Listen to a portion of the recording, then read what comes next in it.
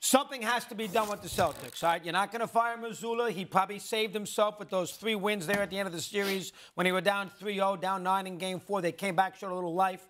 But that performance there the other night where they were awful, all right? He hurt his foot in the first play. Still, that was a very bad performance by them, and I think something needs to be done to shake it up a little bit. Finals last year, they lost. This year, they can't get back to the final. 2 years ago, the Nets beat them. They lost to Cleveland in 1 year. If it was me, I'm not giving Jaylen Brown $300 million. So that is the change I would make. I would change it a little bit. And I know it's not easy to find somebody to replace him. I know that. I'm not naive. Lillard's not coming. But I think they need a little shakeup. Brown out. Celtics 2023. Why would you not pay him that money? He's not worth it. He's not worth it? No way. No way. Why? Because there's a 3 next to it? Why is he not worth it? He's worth $300 million. He's a good player. He's not a great player. He's a good player. Mad Dog. Is he better than Booker? I can't wait for your reactions when the new Supermax contracts come in after the new TV deals. Yes. Oh, my God. Because people are going to look back and be like, Jaylen Brown at $295 was a bargain. That's the truth. That's the truth. He's 26 years old. Right. 2-time All-Star, 2nd-team All-NBA. He's been to 5 conference finals in his career. There's no perfect player. There isn't. And he still has room to grow, both as a shooter, a playmaker, setting up other players. But this is the going rate for a player of his caliber. This is what it is. Well, look, whenever there's a new wave of contracts, whenever the cap jumps, whether it was 2016 or more recently when the BRI went up, people always have this sticker shock. People had sticker shock last summer with Jalen Brunson. How do you feel about that deal right now? Right. How do you feel about that? Good move. That's a great point. That's a good one. This is the way contracts go when your sport is growing. And in 5 years, Mad Dog, there's going to be a player that signs for $400-some million, and you're going to be like, oh, he's not worth it. This is the way it's going, man. Something has to be done with the Celtics, though. You can't bring back the same team. You cannot bring it back. You cannot keep on bringing back the same team. They're going to be the Portland Trailblazers from the 90s if they keep us up. Well, you can't bring back the same team. I respect, we've talked about this before. You and I come from different eras. We think about things differently. I've always told you I respect. We have kumbaya. Hold on. I agree. I respect your game. I respect your opinion. But what you just said, he's never done anything. He's never won. It's everything that is wrong about sports discourse right now. He's one of the best players in the NBA. One of probably the 20 or 25 best players in the NBA. That is accurate. The best players in the NBA. The best players in the NBA have an outsized impact relative to the average NBA player. They do, and Jaylen Brown's one of those guys, and he deserves the money. That's a fact. You just said with a straight face, you'd have to think about whether or not he's a top 25 player in the NBA. You want me to top 25? You want me to list them? In 5 years, 3 trips to the Eastern Conference Finals. You want me to listen? Hold on. So always deep in the postseason this man is saying that in the top of his head, he's going to come up with Okay, let's do it. Go ahead. Yeah. Okay. Right on top. Durant. Yeah. Curry. Embiid. Tatum. Giannis. Booker. Lillard. Jokic. Doncic. Butler. The OKC kid, what's his name? Shai Gilgeous-Alexander. Murray. Donovan Mitchell. Kawhi. George. Oh, my God. Kawhi's better than... That's not fair. That's not fair.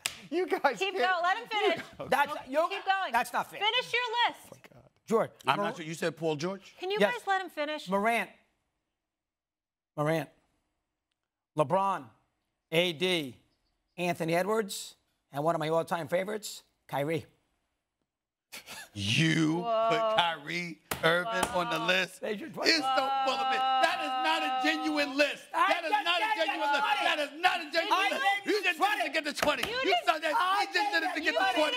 That's all he did. Edwards with conviction, and you know it. You said you didn't say Edwards with conviction. You certainly didn't say Kyrie with conviction. I gave you Kyrie. Listen, you cannot have. I can have Kyrie on my list before you have Kyrie. Seriously, what do you think of that list, though? I think it's suspect. What names do you disagree with? I think Jimmy Butler is questionable because you got to take into account the regular season. Jimmy Butler? What are you, nuts? Let me say it again. I'm not stuttering.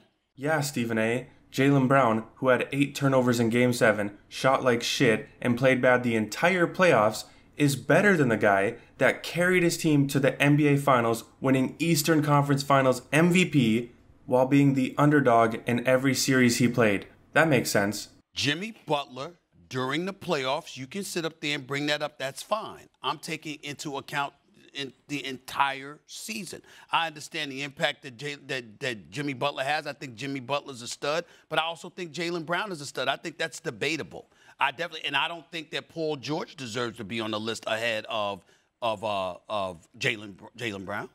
I don't believe that. I don't believe that Paul George deserves to be on the list ahead of Jaylen Brown. I do not. So I do not. So you take issue with about 2 or 3 names on the list. I didn't even give you Thompson. How about him? All right.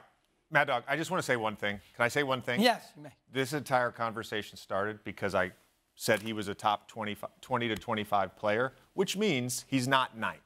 He's in the 20 to 25 range. Yes. You've named 20 really good players, but you are the absolute worst. The fact that you put Kawhi, Paul George, and Kyrie on that list ahead of Jaylen Brown, when all you do is complain about their availability, right. Stop it, man. That's right.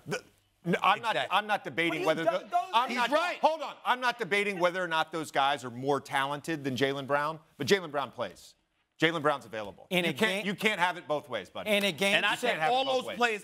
I can't believe I'm saying this, but Mad Dog is right on this one.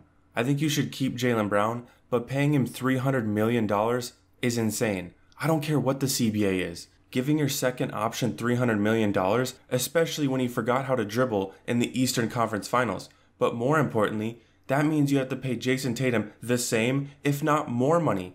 How do you expect to build a championship contending team for years to come when you have 2 guys making $600 million? How do you expect to keep players like Marcus Smart, Malcolm Brogdon, Grant Williams, Robert Williams when you're only giving them minimum contracts? If the CBA is going up, that means they're going to want more money too. You can't afford to keep everybody. If you want to try and keep Jaylen Brown, that's fine. He was playing great in the finals last year, but you're going to have to convince him to take a pay cut if he wants to compete for a title.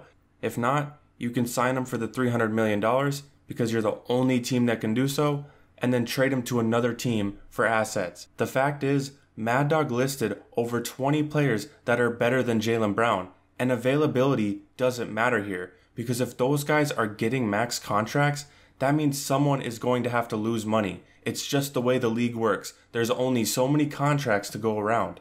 So if you're giving them to Kawhi Leonard, Kyrie Irving, and all of these other players that aren't available every single game, then so be it. You cannot keep Jaylen Brown for that much money while also signing Jayson Tatum to that much money. Over $600 million strapped down for a Boston Celtics team that hasn't won a championship. In other words, don't just get rid of Jaylen Brown because you feel like you have to. Try and keep him the best you can, but if it doesn't work out, then you're going to have to get rid of him. This is the exact problem that the Phoenix Suns have. But good teams like the Denver Nuggets, Milwaukee Bucks, they all have players that they can rely on. It's not just 1 or 2 guys. I understand JJ Redick wants every player to get paid. In his world, NBA players are making billions of dollars a year, but you're not going to win that way.